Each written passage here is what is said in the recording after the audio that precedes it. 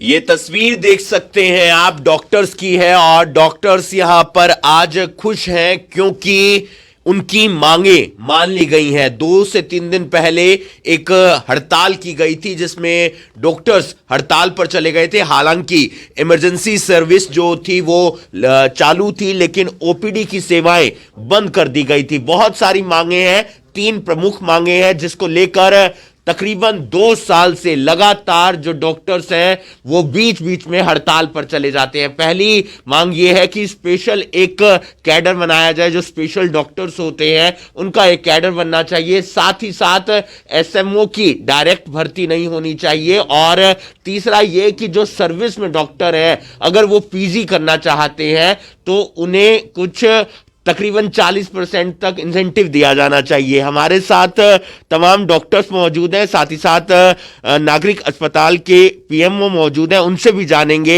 एक लंबा संघर्ष और उस संघर्ष में डॉक्टर्स की जीत।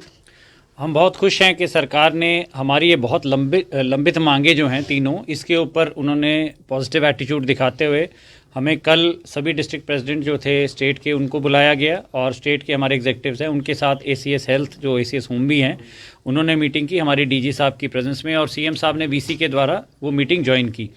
तो उसके अंदर हमारी 3 में से 2 मांगों का तो उन्होंने अश्योर किया है कि एक तो जो पीजी वाला 40% है वो लीगल ओपिनियन के बाद इसी हफ्ते हमारे पास नोटिफिकेशन आ जाएगी, जिससे जैसे आप कह रहे थे कि हमारे जो इन सर्विस डॉक्टर्स हैं जितने ज़्यादा वो पोस्ट ग्रेजुएशन करेंगे उतने ही ज़्यादा लोग हमारे को स्टेट में मिलेंगे, स्पेशलिस्ट जो अपनी स्टेट के अंदर सर्विसेज देंगे।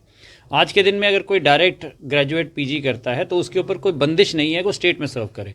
बहुत सारे लोग दिल्ली या ऐसी जगह चले जाते हैं जहां उनको ज़्यादा अच्छा फाइनेंशियल अपॉर्चुनिटी मिलती है, परंतु जब सरकारी डॉक्टर पीजी करेगा तो वो सरकार के अंदर ही काम करके सरकारी सेटअप में रहना उसके लिए एक बाइंडिंग है, क्योंकि 10 साल का वो बॉन्ड साइन करता है कि मैं अगर ये 40% रिजर्वेशन ले रहा हूँ तो 10 साल अपनी सेवाएं, स्पेशलिस्ट सेवाएं अपने ही प्रदेश में दूंगा। तो एक बड़ा हर्ष की बात है कि हम 40% अगर हमें मिलती हैं सेवाएं तो हमारी बेहतर हो जाएंगी। जो स्पेशलिस्ट सेवाएं, आप सबको पता है कि स्पेशलिस्ट की पूरे प्रदेश में काफ़ी कमी है। इसके साथ ही जो हमारी एक डायरेक्ट एसएमओ वाली बात थी उसके लिए भी पिछले 2 दिन में पूरी लिस्ट जारी हो गई है, जिसमें हमारे लगभग 70 मेडिकल ऑफिसर्स प्रमोट होकर एसएमओ बना दिए गए हैं, जो भी खुशी की बात है क्योंकि 20-20 साल की नौकरी के बाद हमें प्रमोशन मिलती है। कुछ लोगों को तो केवल लाइफ में एक ही प्रमोशन मिलती है। तो हम ये नहीं चाहते थे कि बाहर के कैंडिडेट्स को डायरेक्ट एसएमओ बनाया जाए। वैसे भी अगर स्पेशलिस्ट को हम एसएमओ बनाते हैं, एडमिनिस्ट्रेटिव काम देते हैं, तो थोड़ा हम पहले ही कह रहे हैं स्पेशलिस्ट की कमी है, तो बेटर ये है कि इन सर्विस वाले कैंडिडेट जिनको खूब एक्सपीरियंस है वो स्पेशलिटी का, अगर वो कोई स्पेशलिस्ट है तो स्पेशलिटी का थोड़ा बहुत काम वहाँ फील्ड में भी चला देते हैं, और प्लस उनका एक्सपीरियंस फील्ड में काम चलाने के लिए बहुत अच्छा रहेगा। और डायरेक्ट एसएमओ की भर्ती के लिए अभी सरकार ने टोटल रोक लगा दी है। तीसरी हमारी मुख्य मांग जो थी वो स्पेशलिस्ट कैडर बनाने की थी। वो भी जैसे मैंने पहले कहा था वो जनता की बेहतरी के लिए मांग थी। हम सब जानते हैं कि हमारे डिस्ट्रिक्ट लेवल पर किसी स्पेशलिटी का एक स्पेशलिस्ट है, किसी का एक भी नहीं है, और बहुत सारे जो हमारे स्टेट के अंदर डिस्ट्रिक्ट हॉस्पिटल्स हैं उनमें भी स्पेशलिस्ट की कमी है। तो इसलिए अगर हमारा एक अलग से स्पेशलिस्ट कैडर मिलेगा, उस स्पेशलिस्ट कैडर में अगर लोगों को अच्छा फाइनेंशियल इंसेंटिव मिलता है, यानी 4th ACP का, वो 4th ACP के जो हमारा संघर्ष है वो केवल इसलिए है कि अगर आज की डेट में कोई नया पोस्ट ग्रेजुएट ज्वाइन करना चाहता है सरकारी सर्विस, तो उसको लगता है कि मैं प्राइवेट में जाके से 3-4 गुना पैसे ले सकता हूँ। कुछ अगर उसको फाइनेंशियल इंसेंटिव होगा कि मेरे को 5 साल 10 साल के बाद एक अच्छी वो पे स्केल मेरा हो जाएगा, तो उस इंसेंटिव की वजह से बहुत सारे डॉक्टर सरकारी सेटअप में आ जाएंगे।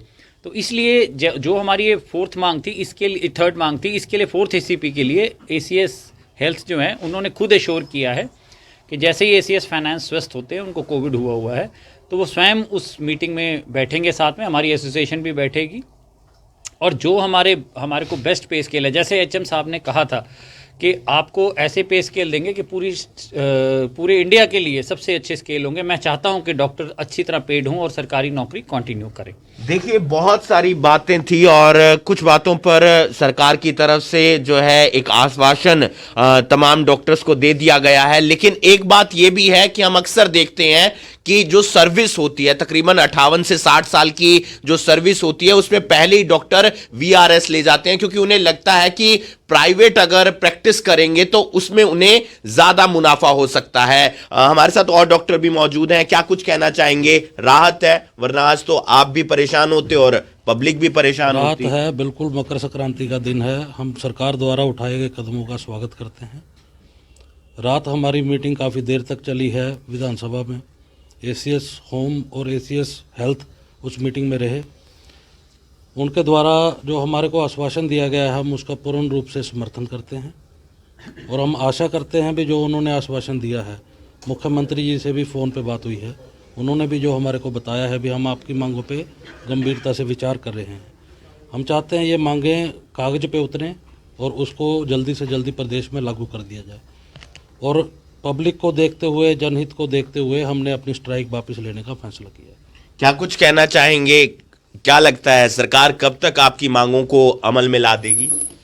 सरकार के इस फैसले का हम भी स्वागत करते हैं। सभी डॉक्टर्स, जैसे हमारे प्रेसिडेंट साहब ने कहा है, पीएमओ साहब ने कहा है, जनरल सेक्रेटरी जी ने कहा है और हमारी स्टेट बॉडी ने जो कहा है, वो भी इसका सरकार के दिए हुए इस आश्वासन को समझते हुए और जनहित को समझते हुए जितनी रिकॉल की है हमने, जो अपनी स्ट्राइक जो थी हमने उन्हें बैक लिया है उसको, और इसके लिए भी हम खुश हैं। लेकिन हमें ये है कि एक आश्वासन ही है, हम जो सरकार ने समय दिया है 2 हफ्ते का जो समय दिया है, हम चाहते हैं कि सरकार 2 हफ्ते में अपना काम करे और हमें एक लिखित में एक नोटिफिकेशन आ जाए जिससे हमारी खुशी और दुगनी हो जाए और हम जैसे भी इस संस्था के लिए, अपने स्वास्थ्य विभाग के लिए और अपने लोगों के लिए काम करते रहें, वैसे ही काम करते रहें और आगे कोई ऐसा कदम उठाने की हमें ज़रूरत ही ना पड़े। एक कोरोना के इस टाइम में जैसे कोरोना वॉरियर्स कहे जा रहे हैं सभी डॉक्टर्स, कुछ डॉक्टर को हमने खो भी दिया है, वो भी कोरोना वॉरियर्स हैं।